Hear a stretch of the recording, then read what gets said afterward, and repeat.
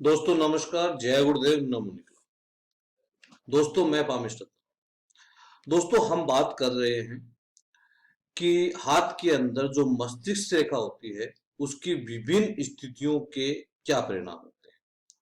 तो इसी कड़ी में आगे बढ़ते हुए हम चर्चा करते हैं। हम चर्चा कर रहे थे कि अगर हाथ के अंदर मस्तिष्क रेखा बिल्कुल सीधी हो तो उसके क्या परिणाम होगा। जैसा कि आपने पिछले वीडियो में ये चीज देखी, तो उसमें हमने चर्चा करी कि अगर ये रेखा शनि की तरफ उठान लिए हुए आगे बढ़ रही है तो उसके क्या परिणाम होंगे।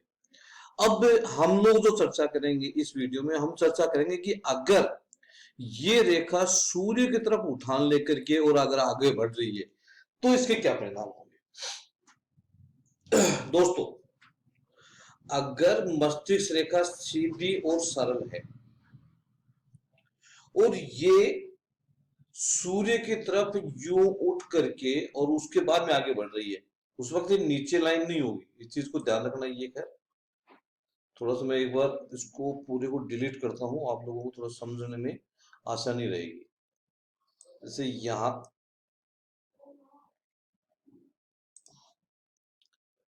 यहां से रेखा चली और ये सूर्य की तरफ यूं उठी और फिर आगे यूं चली गई।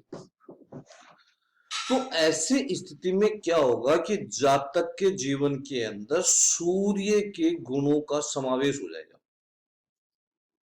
और जब किसी व्यक्ति के जीवन में, उसके सिद्धांतों में उस संबंधित ग्रह के गुणों का समावेश हो जाता है तो व्यक्ति का जो व्यवहार है वो उस ग्रह से संबंधित लक्षण दिखाता है। तो यहां भी ऐसा ही होगा कि अगर जातक की मस्तिष्क रेखा सूर्य पर्वत की तरफ उठान लेकर के आगे बढ़ रही है तो उसके दिमाग के अंदर सूर्य के गुणों का विकास हो गया और ऐसी स्थिति में उसका जो व्यवहार है वो वैसा ही होगा। लेकिन यहां पर भी जो मुख्य बात है वो समझने वाली क्या है कि वहां सूर्य पर्वत की क्या स्थिति है, इस चीज का अध्ययन करना हमारे लिए बहुत आवश्यक है। अगर सूर्य पर्वत उठा हुआ है, ये जो क्षेत्र है ये अगर उठा हुआ है हाथ के अंदर, ये जो क्षेत्र है इस क्षेत्र को सूर्य पर्वत का क्षेत्र कहा जाता है।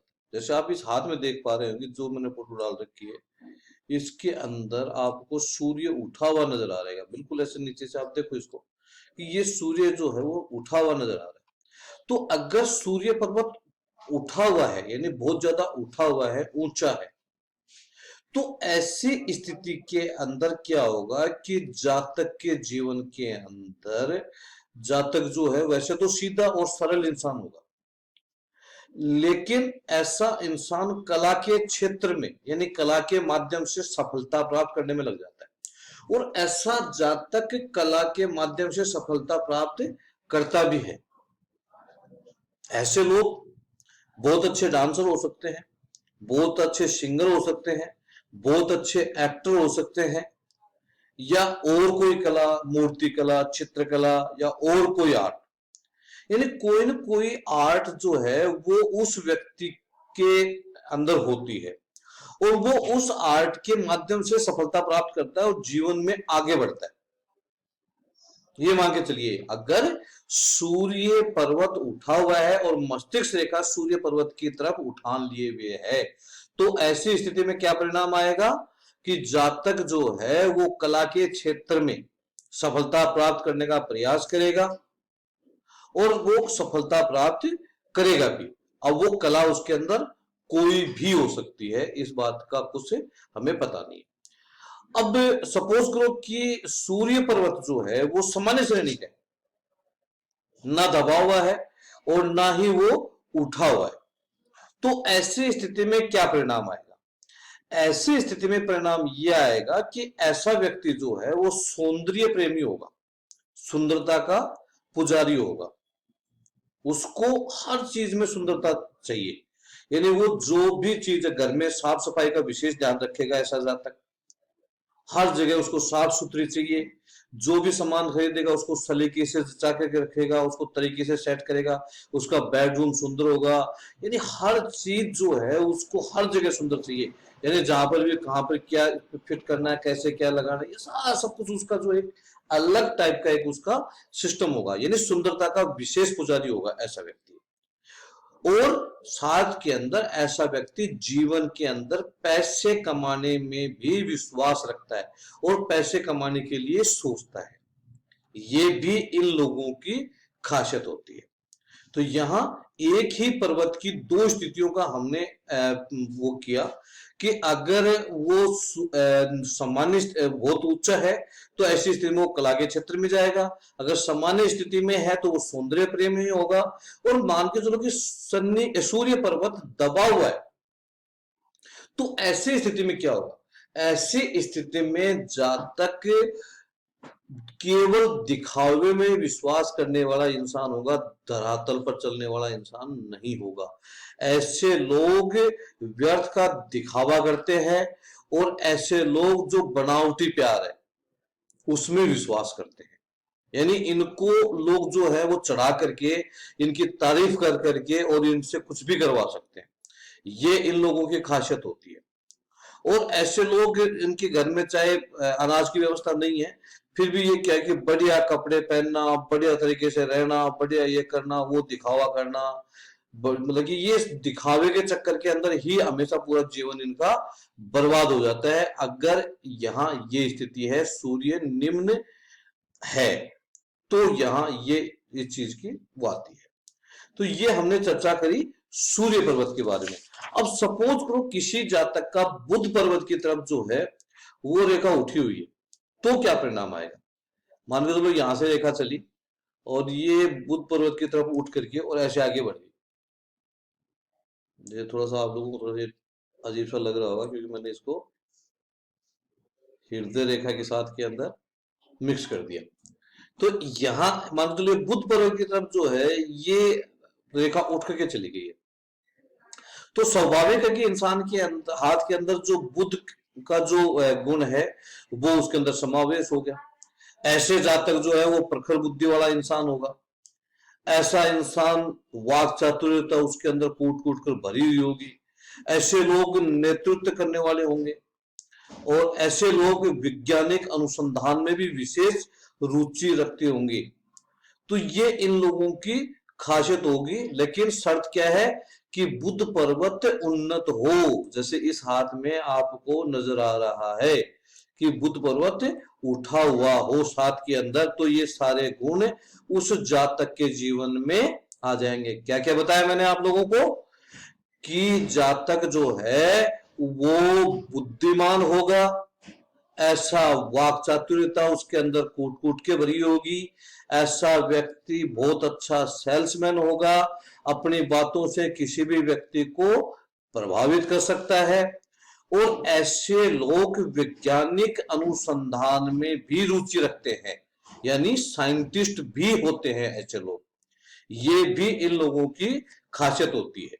अगर मस्तिष्क रेखा सूर्य पर्वत की तरफ उठी हुई है और साथ के अंदर सूर्य पर्वत उन्नत है, तो सपोज करो कि सॉरी बुध पर्वत की बात करें, बुध पर्वत, तो अगर बुध पर्वत उठा हुआ है और जो मस्तिष्क रेखा है वो बुध पर्वत की तरफ उठी हुई है, तो ऐसी स्थिति में ये परिणाम आएंगे। सपोज करो बुध पर्वत जो है वो सामान्य श्रेणी का है, तो ऐसी स्थिति में क्या होगा कि ऐसे लोग डॉक्टर, वकील और अध्यापक हो सकते हैं, ये मान के चलिए, या ऐसे जातक व्यापारी भी हो सकते हैं, ये भी इन लोगों की खासियत। अगर वो सामान्य श्रेणी का है बुध पर्वत और मस्तिष्क रेखा बुध की तरफ उठी हुई है, तो वो गुण जो है थोड़े से कम हो जाते हैं। कहने का मतलब ये है कि हम जैसे पर्वतों पे भी हम लोगों ने, मैंने पढ़ाना शुरू नहीं किया आप लोगों को,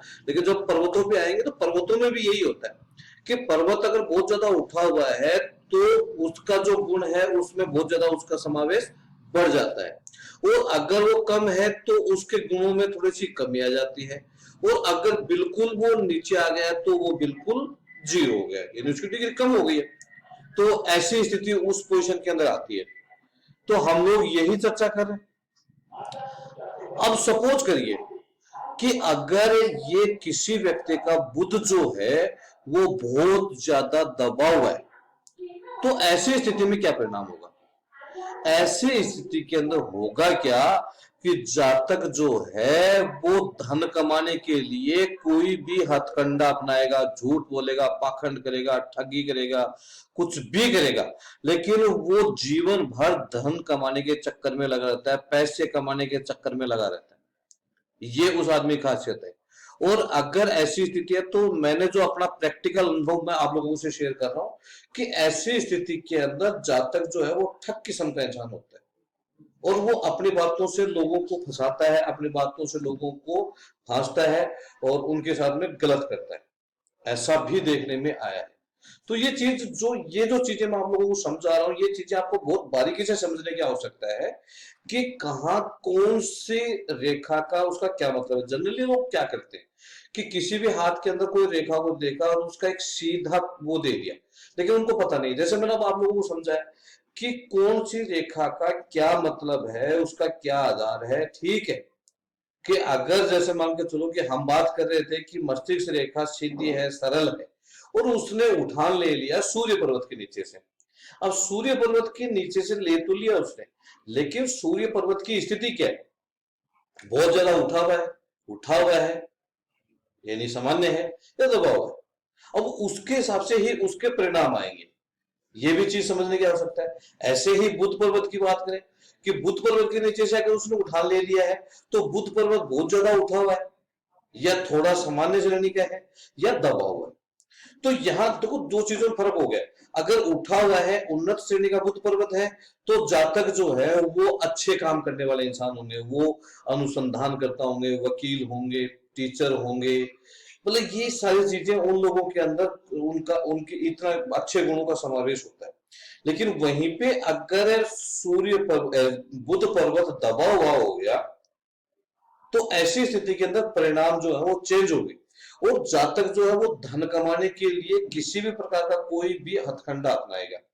और ऐसा भी माना जाता है कि अगर सपोज करो कि यहाँ जातक का जो हाथ है अगर वो निम्न श्रेणी का है, जैसे कि मान लो रूखा हाथ है, बहुत बड़ा हाथ है या बहुत छोटा हाथ है, स्किन जो हाथ की है वो रूखी सूखी है या लाल रंग की है, यानी कुछ आज से अवगुण उसके अंदर अगर है, तो ऐसी स्थिति के अंदर जातक जो है वो धन कमाने के लिए लोगों को विश्वास में लेके उनका गला भी काट सकता है, उनके साथ में कुछ भी गलत भी कर सकता है।